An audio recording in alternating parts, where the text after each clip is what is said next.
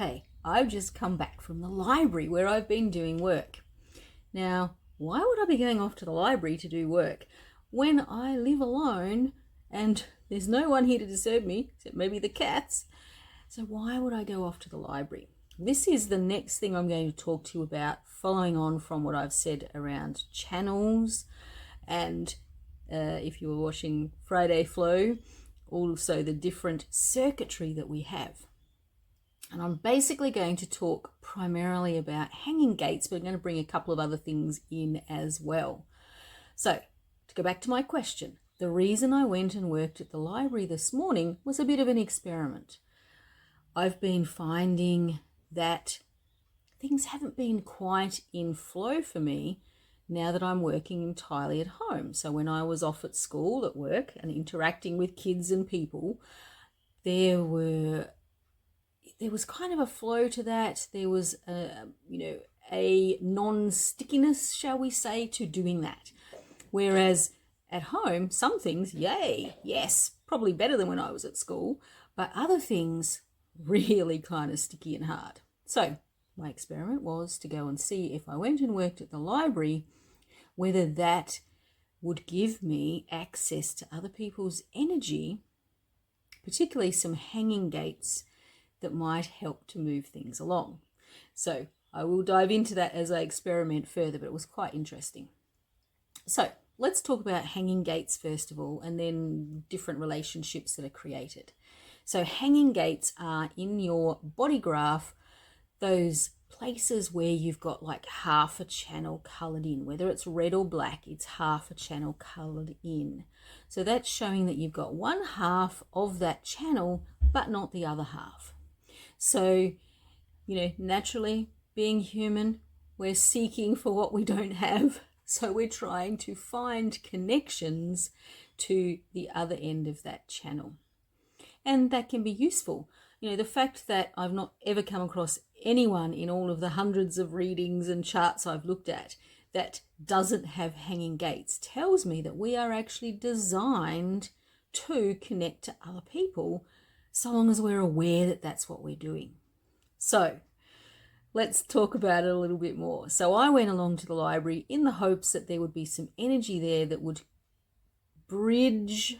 So this is what we've got, hanging gates. When they connect to the other end, it's like it's creating a bridge. So I was hoping there'd be some people there with some bridge energy that linked up some of my fairly important hanging gates. I suspect there may have been. It did feel fairly flowy on some things that I'd been struggling with just sitting at home. So that's the first thing that we have. So we're actually trying to create a channel where you've got one half of the channel and someone else has got the other half. Now, in human design with what we call the electromagnetics, this is called an attraction channel. All right, because it's nice and balanced. We're each bringing something to the party and we're each benefiting from bringing that energy to the party in whatever way it is. Essentially, we end up with that entire channel being active at the time that we're together. All right, so you might notice that with some people that you hang around with, things will seem a little bit easier and smoother in some aspects of your life. Probably because you are creating this attraction channel, which is very nice. It's very pleasant. Okay, and the trouble is though that sometimes we mistake that feeling of comfort and connection as this is my soulmate, this is the other half of myself, all of those kinds of stories. It's not. You are your entire self in the way that you've been designed. You don't need someone else. You might want someone else. You might love someone else.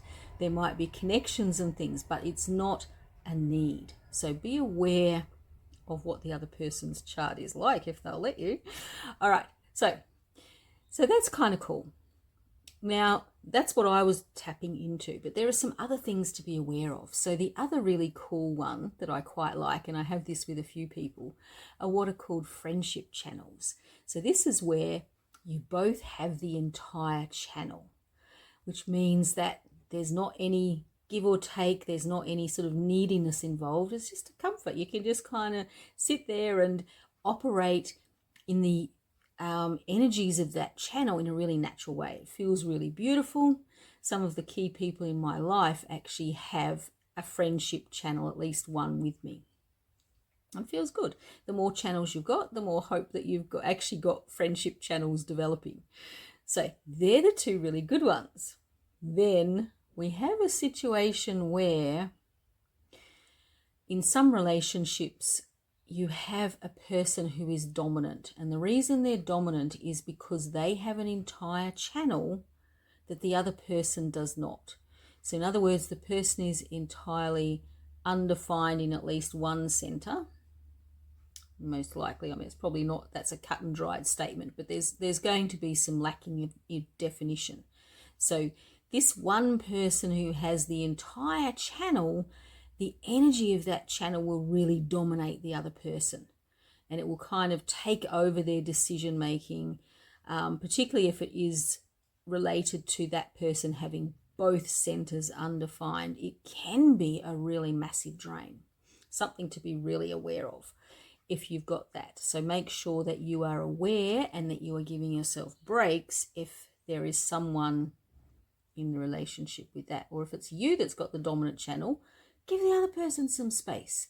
All right, we all need space to actually feel into what our own energy is like, but we also need to connect. Now the other one is even trickier. So I've got this with a few people as well in my life. So this is where you have, so let me take it as one example for me. So I've got the entire 6447 channel. Okay. And I have got a few people that I connect with who've only got either gate 64 or gate 47. If they've got 64, then obviously they've got an undefined head and an undefined ajna. Now, because this is also about ideas and thinking, I can really dominate those people without meaning to, because I'm creating the energy and they're tapping into the energy in a more partial way. So it can feel like we've got common ground, but I'm leading the way. All right. Now I experience it the other way around as well, because I've got lots of hanging gates. So I also have a number of friends who actually have a full channel, like for example, channel 2838, where I've only got gate 28 and they've got the entire channel. So I can be dominated by their energy because they're the one who is actually controlling the energy. I'm just tapping into it. All right. So my advice is find out the charts of the people you hang around with the most, kind of feel what's happening, but also know what your hanging gates are and what that channel would be if you had the other side of it connecting. I mean, we really ideally want to have attraction channels more than anything else. All right. And then play around with what that energy might be like once you get to know it. Figure out how it's going to operate and how you can make the best use of having those channels or those hanging gates around you. All right, I will catch you next week for some more human design spotlight info. Bye for now.